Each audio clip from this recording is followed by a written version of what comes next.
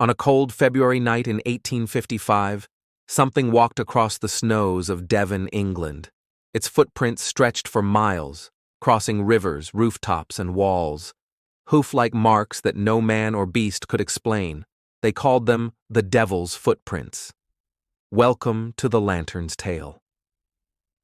Tonight's story is true, every word drawn from real events. Listen closely as we step into the haunted snows of Devon and the mystery of the Devil's Footprints. It was the winter of 1855, and Devon lay under a thick blanket of snow, clean and unbroken in the quiet countryside. But when the sun rose on the morning of February 9th, villagers woke to a scene that would haunt them for generations. In the fresh snow were prints, sharp, cloven hoof marks, pressed deep into the drifts. They were no more than 4 inches long, spaced with perfect regularity, as if made by a creature walking upright. But the prints led everywhere, over fields and fences, across frozen rivers and the peaked roofs of cottages. Nothing stopped them.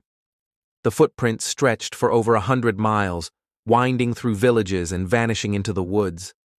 In some places, they were found high on walls and in the middle of locked gardens, where no human or animal could have entered. They crossed haystacks and narrow gaps in stone walls, marks of a creature that moved as if the earth itself could not bar its path. The people of Devon were terrified. Priests spoke of a sign from the devil himself, a reminder of sin and damnation. Farmers whispered of witches and spirits, of things that walked by night and left no shadow. The tracks were measured and documented in newspapers and journals, and men of science came to see them with their own eyes.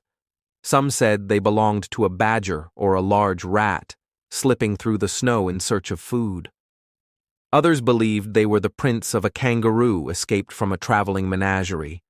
But no creature could explain how they crossed rivers, how they appeared in walled gardens and on high rooftops. For days, the people watched the snow, waiting for the prints to vanish or the creature to be caught. But the tracks simply faded with the melting snow, and the creature, if it was a creature, was never seen.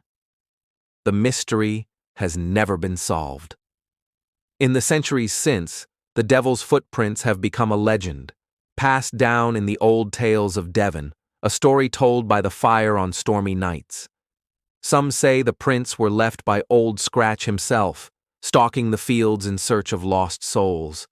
Others believe they were a trick of the weather, ice and wind carving the snow into shapes that played with the mind.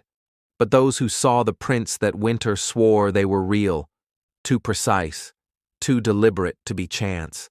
And so the tale endures, of the night the devil walked across the snows of Devon, leaving behind a trail that no man could follow and no man could forget. In the quiet hours, when the wind howls down the lanes and the snow begins to fall, the footprints still linger in memory, marks of something that should not be, but was. A reminder that even in the most ordinary places, there are moments when the world grows thin and the old fears return. The Devil's Footprints are more than a mystery. They are a question whispered across the centuries. What walks the earth when no one is watching? And will it come again when the snow falls thick and silent?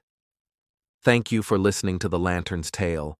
If you enjoyed this true story, join us next time, if you dare.